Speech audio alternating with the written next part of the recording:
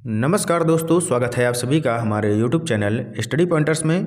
और कैसे हैं आप सब? आशा करते हैं कि बहुत ही अच्छे होंगे। तो आज आपके लिए लेकर आ चुके हैं यूपी टेट एग्ज़ाम के लिए बाल विकास एवं शिक्षण शास्त्र का एक महत्वपूर्ण टॉपिक। और यहाँ पर हम डिस्कस करने वाले हैं 30 अति महत्वपूर्ण प्रश्नों के बारे में। और ये क्वेश्चन आपके कई बार एग्जाम में पूछे जा चुके हैं, तो वीडियो को ध्यान से देखिएगा। और 23 जनवरी को जो आपका पेपर है उसमें ये बहुत ही हेल्पफुल होने वाले हैं आपके लिए। तो सबसे पहले कर दीजिएगा वीडियो को लाइक, और चैनल पर अगर आप पहली बार आए हैं तो सब्सक्राइब कर लेना और बेल आइकॉन को प्रेस कर लेना, ताकि आने वाली वीडियो का नोटिफिकेशन आपको सबसे पहले मिल सके। तो चलिए शुरू करते हैं आज का इम्पोर्टेंट लेक्चर और चलते हैं पहले क्वेश्चन की तरफ। पहला क्वेश्चन दिया है कि श्याम पट को शिक्षण सामग्री के किस समूह के अंतर्गत किया जा सकता है। 4 ऑप्शन दिए गए हैं। पहला दिया गया है श्रव्य साधन, दूसरा है दृश्य साधन, तीसरा दिया गया है दृश्य श्रव्य साधन, या फिर इनमें से कोई नहीं। तो जो श्यामपट होता है ये आपका आता है दृश्य साधन के अंतर्गत। ऑप्शन नंबर बी हमारा यहाँ पर राइट आंसर हो जाएगा। और अगर आपसे पूछा जाए श्रव्य साधन में, तो यहाँ पर आपका आ जाएगा जैसे कि रेडियो हुआ, टेप रिकॉर्डर हुआ, ये आते हैं आपके श्रव्य साधन के अंतर्गत। चलते हैं अगले क्वेश्चन की तरफ। अगला क्वेश्चन आपके सामने दिया गया है। यहाँ पर पूछा गया है कि डिसलेक्सिया जो है किससे संबंधित है। मानसिक विकार से, गणितीय विकार से, पठन विकार से, या फिर व्यवहारिक विकार से। तो जो डिसलेक्सिया है ये संबंधित है आपका पठन विकार से, यानी कि ऑप्शन नंबर सी हमारा यहाँ पर राइट आंसर हो जाएगा।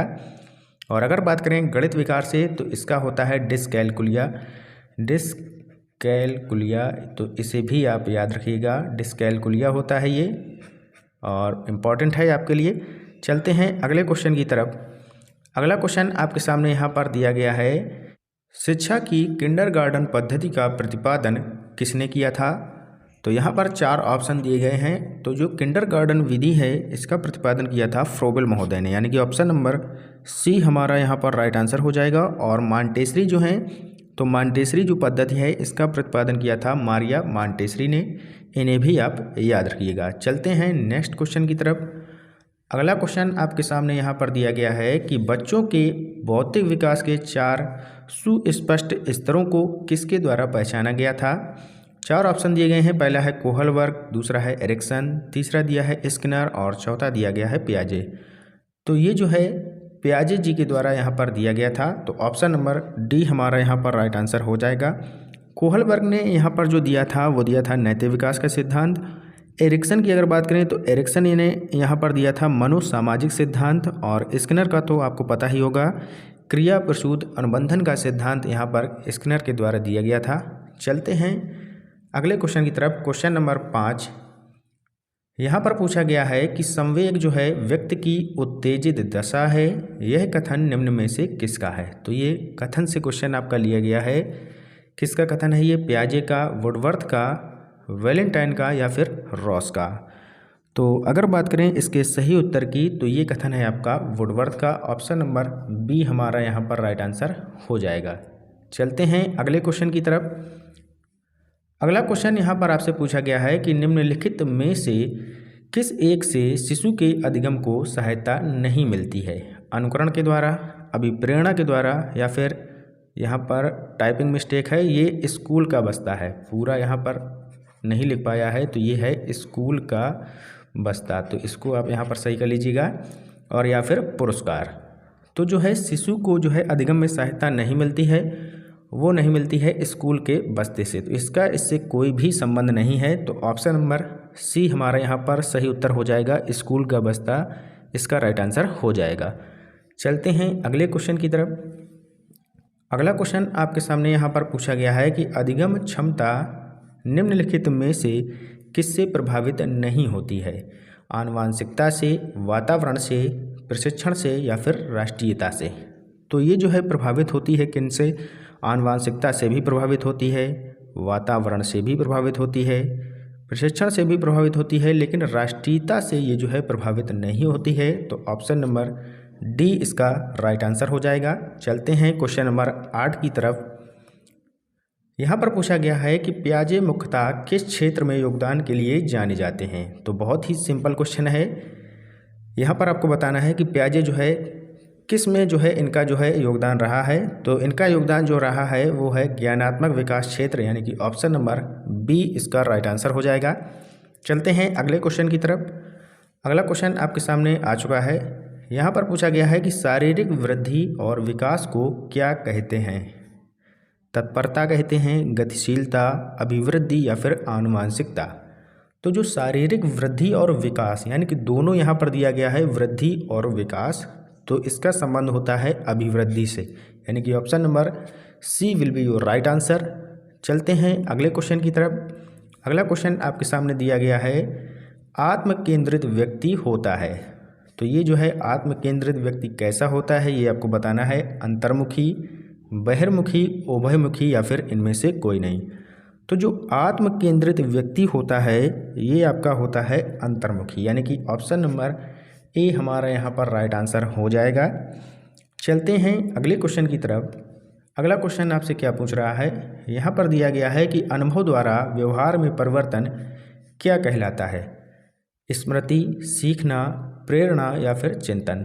तो ये सभी को पता होगा, अनुभव द्वारा जो है व्यवहार में परिवर्तन होता है ये कहलाता है आपका सीखना, यानी कि option number B will be your right answer. इसे हम लॉक करेंगे यहाँ पर। चलते हैं अगले क्वेश्चन की तरफ। अगला क्वेश्चन क्या पूछ रहा है, विकास की किस अवस्था में बुद्धि का अधिकतम विकास होता है। तो यहाँ पर आपको बताना है कि विकास की किस अवस्था में बुद्धि का अधिकतम विकास होता है। बाल्यावस्था में, शैशवावस्था में, किशोरावस्था में या फिर प्रौढ़ावस्था में। तो जो है बुद्धि का अधिकतम विकास होता है ये होता है आपका किशोरावस्था में, और किशोरावस्था को ही तूफान का काल भी कहा जाता है, ये भी आपको पता होना चाहिए। चलते हैं नेक्स्ट क्वेश्चन की तरफ। अगला क्वेश्चन आपके सामने दिया है कि अंतर्दृष्टि यानी कि सूझ, इसके द्वारा सीखने के सिद्धांत में कोहलर ने किस पर प्रयोग किया था। तो यहाँ पर आपको बताना है कि कोहलर ने किस पर प्रयोग किया था अंतर्दृष्टि सूझ के सिद्धांत में। कुत्ते पर, बिल्ली पर, चूहों पर या फिर वनमानुषों पर। तो वनमानुषों पर जो है यहाँ पर कोहलर ने ये प्रयोग किया था। बहुत ही सिंपल है, सभी को पता होगा। और चूहों पर जो है प्रयोग किया था आपका स्किनर महोदय ने, ये भी आपको पता होना चाहिए। और स्किनर महोदय जो थे ये आपके अमेरिका के मनोवैज्ञानिक थे। बिल्ली पर किसने किया था, तो बिल्ली पर जो है थॉर्नडाइक महोदय ने किया था प्रयोग, और ये भी आपके अमेरिका से संबंधित हैं। कुत्ते पर अगर बात करें तो कुत्ते पर जो प्रयोग किया था वो किया था पावलोव ने, और ये आपके एक रूसी मनोवैज्ञानिक हैं, इन्हें भी आपको याद रखना है। चलते हैं अगले क्वेश्चन की तरफ। अगला क्वेश्चन यहाँ पर आपके सामने दिया है, शिशु का अधिकांश व्यवहार किस पर आधारित होता है। तो ये आपको बताना है कि शिशु का अधिकांश व्यवहार जो है वो किस पर आधारित होता है। मूल प्रवृत्ति पर, नैतिकता पर, वास्तविकता पर या फिर ध्यान पर। तो सभी को पता है कि जो शिशु होता है, बच्चा होता है छोटा सा, उसका जो है व्यवहार उसके मूल प्रवृत्ति पर आधारित होता है। तो ऑप्शन नंबर ए हमारा यहाँ पर सही उत्तर हो जाएगा। चलते हैं अगले क्वेश्चन की तरफ। अगला क्वेश्चन है कि अधिगम में डैश ने प्रभाव का नियम दिया था। तो यहाँ पर पूछा गया है कि अधिगम में जो है प्रभाव का नियम किसके द्वारा दिया गया था। पावलोव के द्वारा, स्किनर के द्वारा, वाटसन के द्वारा या फिर थॉर्नडाइक के द्वारा। तो जो प्रभाव का नियम है ये दिया गया था थॉर्नडाइक जी के द्वारा, यानी कि option number D will be your right answer. और थॉर्नडाइक ने यहाँ पर जो है 3 नियम यहाँ पर बताए थे अधिगम से रिलेटेड। तो इसमें आता है आपका प्रभाव का नियम, सबसे पहले तो प्रभाव का नियम आता है। दूसरा आपका आ जाता है, एक आ जाता है तत्परता का नियम, तत्परता का नियम, इसे भी आप याद रखिएगा। और तीसरा आता है अभ्यास का नियम। तो ये जो है 3 नियम यहाँ पर थॉर्नडाइक ने दिए थे, प्रभाव, तत्परता और अभ्यास, इन्हें आप याद रखिएगा। चलते हैं अगले क्वेश्चन की तरफ। अगला क्वेश्चन आपके सामने दिया है कि समप्रत्यय निर्माण का प्रथम सोपान क्या है। तो यहाँ पर प्रथम सोपान बताना है।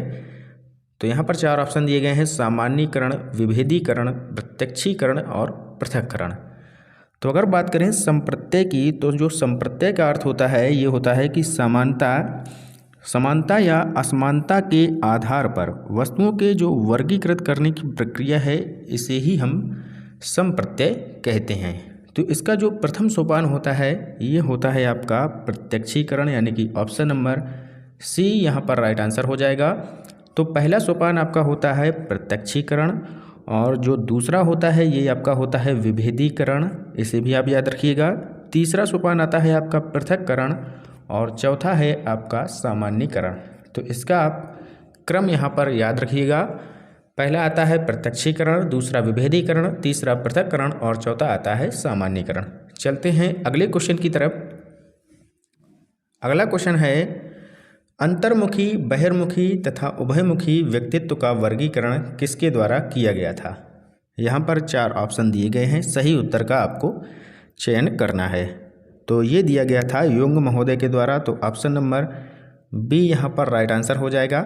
चलते हैं अगले क्वेश्चन की तरफ कि मनोविज्ञान का शिक्षा के क्षेत्र में सबसे बड़ा योगदान है। तो ये जो है बाल केंद्रित शिक्षा पर यहाँ पर मनोविज्ञान का सबसे बड़ा योगदान है, तो ऑप्शन नंबर डी हमारा यहाँ पर सही उत्तर हो जाएगा। चलते हैं क्वेश्चन नंबर 19 की तरफ। यहाँ पर पूछा गया है कि प्रासंगिक अंतर्बोध परीक्षण यानी कि टैट, इसका विकास किसके द्वारा किया गया था। तो टैट परीक्षण का विकास किसने किया था, मुरे ने, बैलॉक ने, होल्जमैन ने या फिर फ्रायड ने। तो ये किया गया था मॉर्गन और मुरे के द्वारा। तो यहाँ पर ऑप्शन नंबर ए हमारा राइट आंसर हो जाएगा और ये किया गया था 1935 में मॉर्गन और मुरे के द्वारा टैट परीक्षण। तो इसे आप याद रखिएगा। अगर हम यहाँ पर बात करें बैलॉक की, तो इनके द्वारा जो है बाल संप्रत्यय परीक्षण दिया गया था। कौन सा दिया गया था, बाल, इसको भी आप नोट कर लीजिएगा, बाल संप्रत्यय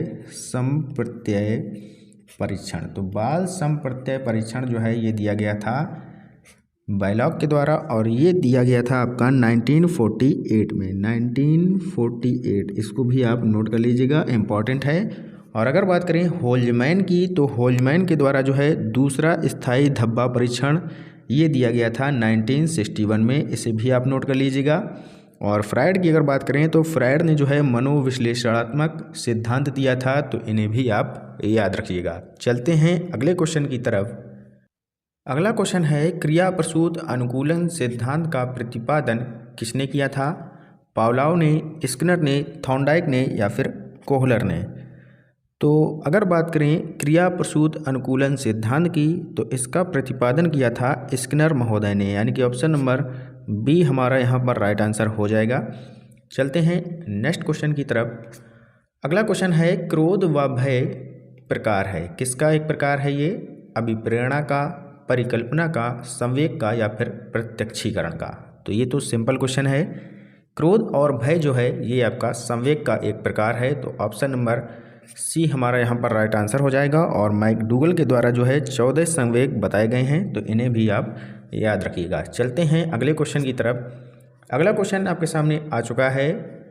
यहाँ पर दिया गया है कि दूसरे व्यक्ति के वाह व्यवहार की नकल ये क्या कहलाती है, सीखना, कल्पना, चिंतन या फिर अनुकरण।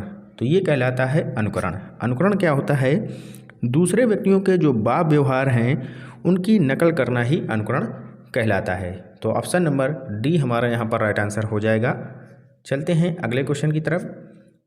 अगला क्वेश्चन यहाँ पर पूछा गया है कि सीखी हुई बात को स्मरण रखने या पुनः स्मरण करने की असफलता को क्या कहते हैं, कल्पना, स्मृति, विस्मृति या फिर ध्यान। तो इसे क्या कहा जाता है ये आपको यहाँ पर बताना है।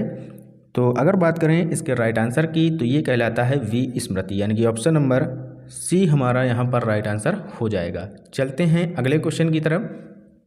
अगला क्वेश्चन है टर्मन के अनुसार 90 से 100 बुद्धि लब्धि का बालक माना जाता है। क्या माना जाता है, मंद बुद्धि का, सामान्य बुद्धि का, श्रेष्ठ बुद्धि का या फिर क्षीण बुद्धि का। तो 90 से 100 जिसका बुद्धि लब्धि है ये आपका बालक आता है सामान्य बुद्धि के अंतर्गत, यानी कि option number B will be your right answer. बहुत ही सिंपल है। चलते हैं अगले क्वेश्चन की तरफ। अगला क्वेश्चन है कि मानव व्यक्तित्व के मनोलैंगिक विकास को निम्न में से किसने महत्व दिया था। तो मनोलैंगिक विकास में जो महत्व दिया था ये दिया गया था फ्रायड के द्वारा, यानी कि ऑप्शन नंबर डी हमारा यहाँ पर राइट आंसर हो जाएगा। सिंपल है, सभी को आ गया होगा। चलते हैं अगले क्वेश्चन की तरफ। अगला क्वेश्चन है मनोविज्ञान की प्रथम प्रयोगशाला को किसने स्थापित किया था। तो ये भी क्वेश्चन आपका कई बार पूछा गया है यूपी टेट के एग्ज़ाम में। तो जो मनोविज्ञान की प्रथम प्रयोगशाला है ये स्थापित की गई थी डब्ल्यू विंट के द्वारा, यानी कि ऑप्शन नंबर ए हमारा यहाँ पर राइट आंसर हो जाएगा। बहुत ही इम्पॉर्टेंट क्वेश्चन है, याद रखिएगा। चलते हैं क्वेश्चन नंबर 27 की तरफ। यहाँ पर पूछा गया है किसी इच्छा या आवश्यकता में रुकावट पड़ने पर उससे उत्पन्न होने वाला सांवेगिक तनाव, इसे क्या कहा जाता है? द्वंद्व, कुंठा, चिंता या फिर तनाव। तो ये कहलाता है आपका कुंठा, यानी कि ऑप्शन नंबर बी हमारा इसका सही उत्तर हो जाएगा। चलते हैं अगले क्वेश्चन की तरफ। अगला क्वेश्चन यहाँ पर दिया गया है कि क्षेत्र सिद्धांत निम्न में से किस वर्ग का सिद्धांत है? तो ये आपको बताना है कि क्षेत्र सिद्धांत जो है किस वर्ग में आता है? व्यवहारविदों का, संरचनाविदों का, या फिर गेस्टाल्टवादियों का, या फिर मनोविश्लेषकों का? तो ये आता है गेस्टाल्टवादियों में, यानी कि ऑप्शन नंबर सी हमारा यहाँ पर राइट आंसर हो जाएगा। चलते हैं अगले क्वेश्चन की तरफ। अगला क्वेश्चन है स्टैनफोर्ड विनय परीक्षण मापन करता है, किसका करता है? बुद्धि का, व्यक्तित्व का, पढ़ने की दक्षता का, या फिर इनमें से कोई नहीं?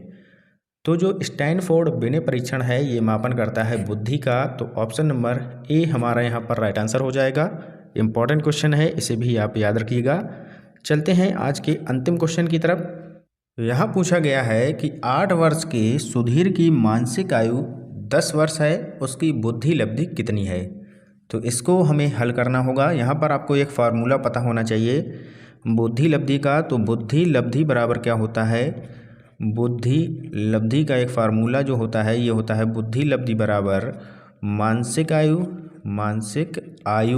बटे में होता है आपका वास्तविक आयु, मानसिक आयु बटे में वास्तविक आयु, और गुणा में होता है 100। तो इसे आप हल कर लीजिएगा।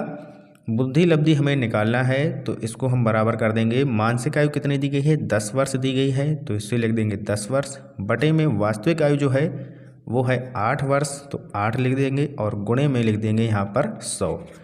हल कर लेंगे इसको, तो ये काट देंगे, 2 चौको 8 और 2 पंचे 10, 4 से 100 यहाँ पर जाएगा, ये जाएगा 25 बार, और 25 का 5 में गुणा हो जाएगा, तो ये आ जाएगा 25 पंचे 125। तो यहाँ पर राइट आंसर हो जाएगा 125। ऑप्शन नंबर डी हमारा यहाँ पर सही उत्तर हो जाएगा। तो इस फार्मूले को आप यहाँ पर याद रखिएगा। तो ये था आज का हमारा इम्पॉर्टेंट लेक्चर, और वीडियो कैसा लगा ज़रूर कमेंट बॉक्स में बताएं। मिलते हैं नेक्स्ट वीडियो में, तब तक के लिए goodbye, have a nice day, जय हिंद, जय भारत।